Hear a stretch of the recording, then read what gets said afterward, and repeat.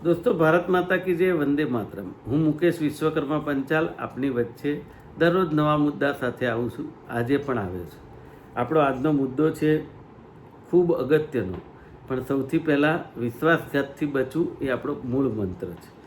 મુદ્દો એવો છે કે ગુજરાતના શહેરોમાં જે ફાસ્ટ ફૂડની લારીઓ, દુકાનો, હોટલો જે થઈ રહી છે અને તેની અંદર ખાણીપીણીની જે લારીઓ છે, ખાસ કરીને તેના ઉપર શુદ્ધ બટરના નામે પીરસાઈ રહ્યું હતું સ્પ્રેડ ફેટ. અને સાહેબ, શરીરમાં કેન્સર, શરીરમાં જાડાપણું વધવું, આવા અનેક રોગો થઈ શકે આનાથી. પણ આપણું જે ફૂડ અને ડ્રગ્સ ડિપાર્ટમેન્ટ જે છે એ એટલું બધું ભ્રષ્ટ છે કે એ લારીઓવાળાની તાકાત નથી કે આવું જો થઈ રહ્યું હોય તો એ બંધ કરી શકે અથવા તો એ અધિકારી કરાવી શકે. પણ જ્યાં બંધ કરાવવા જાય કે નમૂના ફેલ આવે ત્યાં મસ્ત મોટા બંડલો રૂપિયાના મળી જાય. એટલે હું માનું છું કે આ અધિકારીઓ પબ્લિકની જાનના જોખમે આવી વસ્તુ ચલાવી લેતા હોવાથી પરિસ્થિતિ ખૂબ ખરાબ થતી જાય છે ધીરે ધીરે, દિવસે દિવસે. અને મને એવું થાય છે કે આપણા ગુજરાતમાં દૂધ નકલી મળે, ઘી નકલી મળે, પનીર નકલી મળે, તેલ નકલી મળે, ખાવાનું નકલી મળે, શાકભાજી દવાઓવાળા મળે અને અનાજ કરિયાણું એ પણ દવાઓવાળું મળે. ફ્રૂટ્સ જે બધા છે એ પણ એક જાતના સ્પ્રે મારેલા હોય છે. એનાથી કેન્સરનું સૌથી મોટું જોખમ હોય છે. આજે કેન્સરની હોસ્પિટલો ખૂબ ભરાઈ રહી છે. એનું કારણ ખાલી એક તમાકુ નથી. તમાકુથી તો કેન્સર થાય છે, સાચી વાત છે. સાથે સાથે આ જે નકલી ફૂડ છે એ ફૂડના કારણે જે પરિસ્થિતિનું નિર્માણ છે કે સાહેબ, કોઈ ગુજરાતનો નાગરિક એવો નહીં હોય કે જે દવા નહીં લેતો હોય. કોઈકને કોઈક ટીકડી લેવી પડે ને એસિડિટી થઈ જાય અથવા તો પેટના રોગ થઈ જાય. આ એનું મૂળ કારણ છે આ નકલી ફૂડ અને ફાસ્ટ ફૂડ. મને એમ થાય છે જેના ત્યાંથી સેમ્પલ ફેલ જાય એને દંડ કરવા કરતાં એની દુકાન સીલ કેમ ના થઈ જાય 12 મહિના? તો એને ખબર પડે કે મારે ત્યાં જો હું ખરાબ વસ્તુ રાખીશ તો મારી પરિસ્થિતિ ખરાબ થશે. પણ અહીંયા એવું જોવાતું નથી અને ચાલે છે અને લોકો ભોગ બનતા રહે છે. બીજો મુદ્દો છે ટ્રાફિક, ડમ્પર, લક્ઝરી રિક્ષાઓ અને મોંઘી કારના નબીરાઓ બાબતનું. મોંઘી કાર જે ચલાવતા હોય છે, નબીરાઓ 50 લાખ કરોડની કાર લઈને નીકળતા હોય, એવા લોકો જોતા નથી કે રોડ ઉપર ક્યાં કોણ જઈ રહ્યું છે અને ફૂલ સ્પીડે એ લોકો ચલાવતા હોય અને એટલી બધી પરિસ્થિતિ ઘણીવાર ખરાબ થઈ જાય કે બેકાબૂ થતા હોય છે. તો શું મને લાગે છે પોલીસને દેખાતું નથી? એ પોલીસ, એ ટ્રાફિક પોલીસ એક સ્કૂટી લઈને જતી દીકરીને ઊભી રાખી અને કહી શકે કે હેલ્મેટનો દંડ આપો. કોઈક બાઇક ઉપર જતો છોકરો હોય કે નોકરીએ જતો માણસ હોય એને ઊભા રાખીને કહી શકે હેલ્મેટ આપો. પણ આવા નબીરાઓને કંઈ કહી શકતી નથી. અને ખાસ કરીને હું 2 વ્હીલર ચાલકોને કહેવા માગું છું કે 2 વ્હીલર એવી વસ્તુ છે કે તમને સહેજ પણ ધક્કો લાગે તો માણસ ત્યાં પડી જાય છે. અને પડી ગયા પછી કયું વાહન કોની ઉપર ચડી જાય અને મોતને ભેટે, તો એના કરતાં 2 વ્હીલર ચાલકે ખરેખર ચેતી અને પોતાની યોગ્ય દિશામાં અને ખૂબ સમજણપૂર્વક ચલાવવાની જરૂર છે, જે નથી ચાલતા. એનાથી વિશેષ અત્યારે અમદાવાદની અંદર ચોતરફ અને દરેક શહેરોમાં વિકાસની વાત થઈ રહી છે. ખૂબ મોટી સ્કીમો થઈ રહી છે રહેવા માટેના ઘરોની, કોમ્પ્લેક્સની.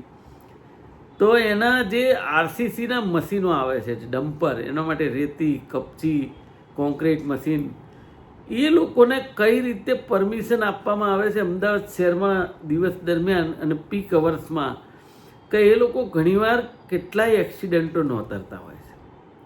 તો પોલીસે આ નહીં બંધ કરાવવા પાછળનું કારણ શું? તો એ આપણે સૌને સમજાય એવું છે કે એમાંથી કંઈક મળતું હોય તો જ ન બંધ કરાવે, નહીંતર બંધ કરાવી દેવામાં શું વાંધો? કે ભાઈ તમારી પરમિશન રાતે 10 થી સવારે 6 છે. હું અમદાવાદ શહેરમાં ફરતો કેટલી જગ્યાએ લક્ઝરીઓ પ્રાઇવેટ ચાલતી હોય પીક અવર્સમાં અને પોલીસ ઊભી હોય પણ છતાં એ લક્ઝરીને રોકી ના શકે. કારણ શું? સૌથી મોટો સવાલ છે. અને જે રીતે રિક્ષા ચાલકો, એ લોકોની ખૂબ આજીવિકા નાની એવી હોય છે, પણ એમની જે ડ્રાઇવિંગ છે દિવસ દરમિયાન એ ખૂબ જોખમભરી હોય છે. કેટલાય લોકોને એક તો બેસાડે, પછી સ્પીડ એટલી બધી હોય કે બ્રેક મારશે તો કાબૂમાં થશે કે નહીં, આ સવાલ હોય છે. એટલે રિક્ષાવાળાઓએ પણ ચેતવાની જરૂર છે ને. રિક્ષાવાળાને પોલીસે દંડાત્મક કાર્યવાહી કરી અને એમની જોડે કામ લેવાની જરૂર છે. નહીં કે સ્ટીકર મારી દીધા એટલે આ પોલીસની રિક્ષા કે આ માણસની રિક્ષા એટલે એને જવા દેવાની. આ પરિસ્થિતિ હોય છે. મેં જોયું છે, એક જ નંબરની ગાડીઓ ફરતી હોય છે, એક જ પરમિશન લીધી હોય, બધા ઉપર લગાડેલી હોય. સરકારના ટેક્સનો તો નુકસાન, ફીનો નુકસાન, અને જે તે કંપનીઓ આ ચલાવતી હોય એ લોકોને માલે તુજાર લોકોને મદદ કરવાનું સાધન કહેવાય. હમણાં જો મારા ઘરની બહાર કંઈક નાનો કચરો પડ્યો તમને નોટિસ આવે, પણ જો કોઈ બિલ્ડરોને ત્યાં જોઈ જાય ને એ ફોન કરે એટલે એમને એમના ભ્રષ્ટાચારના પૈસા મળી જાય એટલે એ પછી બીજું કંઈ ના કરે. એક વાત એવી સામે આવી છે કે શહેરની મધ્ય અને શહેરની આજુબાજુ દરેક જગ્યાએ, પછી વડોદરા હોય, સુરત હોય, ભાવનગર હોય, જામનગર હોય, રાજકોટ હોય કે અમદાવાદ કે ગાંધીનગર, ત્યાં રેલવે લાઇન હોય છે. રેલવે લાઇનની બે બાજુ 60 ફૂટના રોડ મંજૂર કરવામાં આવ્યા છે. એ રેલવે લાઇન ઉપર કચરો ભેગો કરીને જે સળગાવવાની કામગીરી થઈ રહી છે એ માત્ર ને માત્ર પ્રદૂષણ નોંધે છે. લોકો કેન્સરનો ભોગ આના હિસાબે પણ બની શકે છે. બીજી વાત એવી છે કે છેલ્લી છે, ડ્રગ્સ અને દારૂ ગુજરાતના યુવાઓનું ભાવિ ખરાબ કરશે. હવે તો એટલા બધા બીજા નશા આવી ગયા છે કે સિગરેટોમાં ડ્રગ્સ ને નશાકારક દ્રવ્યો હોય છે, અને આ ચલણમાં આવ્યા કેમ? એ માત્ર ને માત્ર સરકારની, પોલીસની અને વિભાગની બેદરકારીના કારણે આવા જે નશાયુક્ત પદાર્થો ચલણમાં આવ્યા. બાકી હું માનું છું બોર્ડર ઉપરથી જો બંધ થઈ જતું હોય તો ક્યારેય શહેરોની અંદર પ્રવેશે નહીં. પણ આ માત્ર ને માત્ર ભ્રષ્ટાચાર અને પૈસાનો ખેલ છે. તમે ને હું વાતો કરતા રહીશું, પણ વાત એક જ છે કે જે વસ્તુ નાથવા જઈ રહ્યા છીએ એ વસ્તુ વધતી જાય છે.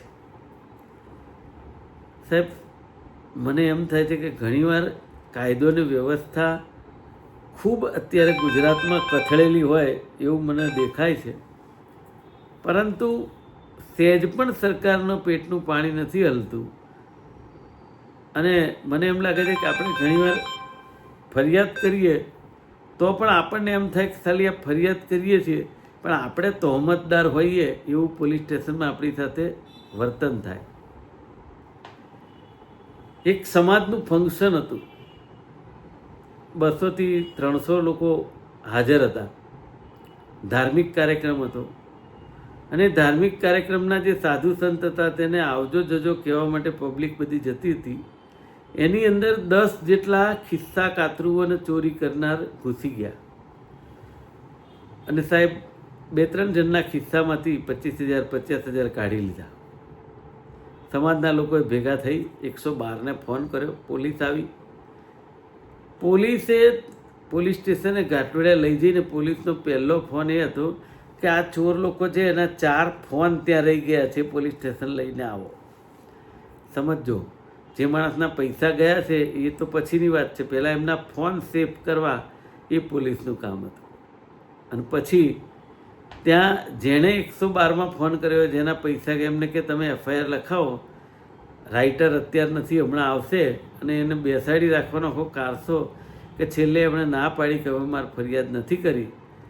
ત્યારે હું માનું છું કે પોલીસે પણ પાછળથી કોઈ કાર્યવાહી નહીં કરી હોય, નહીંતર એ ન્યૂઝપેપરમાં આવ્યા વગર રહે નહીં.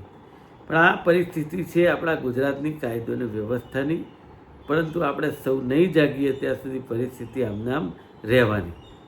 અને એ લોકોનો મૂળ મંત્ર એવો છે કે તમે ગમે તે બોલો, વિરોધ પક્ષ બોલે, મીડિયા બોલે, જનતા બોલે, કંઈ પણ બોલે, પણ ચૂંટાઈને તો અમે આવીએ છીએ ને. આ જે અહમ છે ને, આ અહમનો પાઠ શીખવાડવો ખૂબ જરૂર છે. આ બસ આટલું જ. આપનો ખૂબ ખૂબ આભાર.